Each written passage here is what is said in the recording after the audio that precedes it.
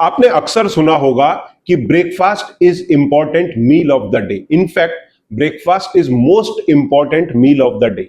क्या डायबिटीज के मरीज के साथ में यह बात सही है, या क्या ओबीज पर्सन के साथ में यह बात सही है? इस चीज पर आज हम चर्चा करेंगे। यदि सपोज करिए डायबिटीज का एक मरीज है, उसकी सुबह में शुगर 120 है, 150 है या 200 है, तो उसकी ब्लड ग्लूकोज तो इतनी बढ़ी हुई है।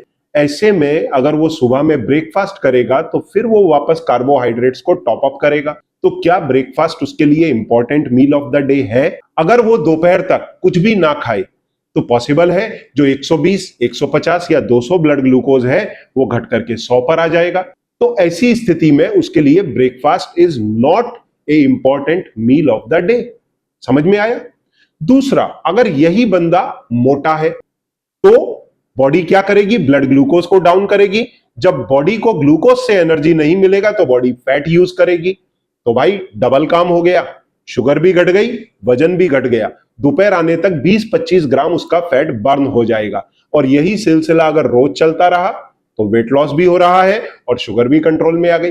अब दोपहर में जब उसकी शुगर कंट्रोल आ गई, 100 आ गई 150 की जगह, सुबह में उसको गोली भी खाने की जरूरत नहीं पड़ी।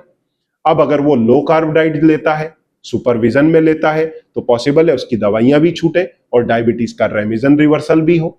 तो breakfast is not a important meal of the day for a person who is having high blood glucose with obesity. ये बात क्लियर हो गई? अब दूसरी सिचुएशन है, मान लीजिए कोई बंदा है, दुबला पतला है या नॉर्मल वेट वाला है, पर उसको डायबिटीज है। तो क्या उसके लिए breakfast is a important meal of the day? Yes, उसके लिए breakfast is important meal of the day. क्यों? क्योंकि उसकी ब्लड शुगर भले 120 है, 140 है, परंतु ये शुगर जैसे ही दोपहर तक नॉर्मल आएगी, पॉसिबल है बॉडी कुछ फैट भी यूज कर ले तो उसका वजन घटता चला जाएगा। ऐसी स्थिति में उसको ब्रेकफास्ट लेना चाहिए। मतलब सेकंड सिचुएशन में क्या हो गया? दुबला पतला बंदा है, डायबिटिक है, शुगर उसकी 90-100 है तो उसको लेना ही चाहिए ब्रेकफास्ट। पर अगर मान लीजिए 140 है, 160 है, 200 है, तो क्या करे? तो भी उसको ब्रेकफास्ट लेना चाहिए, पर उसमें कार्ब कम होने चाहिए, प्रोटीन और फैट ज्यादा होना चाहिए, जिससे उसे एनर्जी फैट से मिले। जैसे ही उसकी शुगर कम होगी, बॉडी एक्सटर्नल फैट से उसको एनर्जी देगी तो उसका वेट लॉस नहीं होगा। अदरवाइज अगर ये बंदे ने भी फास्ट रख लिया शुगर बड़ी होने के कारण, तो उसका वजन भी घट जाएगा। अक्सर लोग यही गलती करते हैं। तो डायबिटीज के मरीज के लिए दो सिचुएशंस बनी। एक, जो ओबीज था, शुगर लेवल्स ज्यादा थे, या शुगर लेवल मान लीजिए कम भी थे। अगर मान लीजिए 90 है तो वो क्या करे? अगर वो ब्रेकफास्ट नहीं लेता है तो उसका वजन घट जाएगा। That is also a plus point for him. तो ओबीज के केस में breakfast is not an important meal of the day.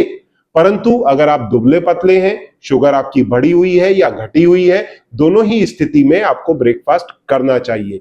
ऐसी स्थिति में जो लोग दुबले होते हैं, हम उनको अक्सर 4 मील के साथ में डायबिटीज का कंट्रोल करना डाइटरी प्रोटोकॉल और लाइफस्टाइल से सिखाते हैं। और जो लोग ओबीज होते हैं उन्हें कहते हैं या तो 3 मील या फिर 2 मील से अपनी शुगर को कंट्रोल करो और साथ में वेट लॉस करो।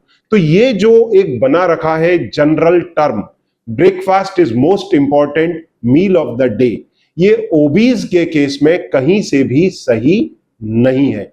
अगर आप दुबले पतले हैं तो it is really true, you have to do breakfast. Thank you very much.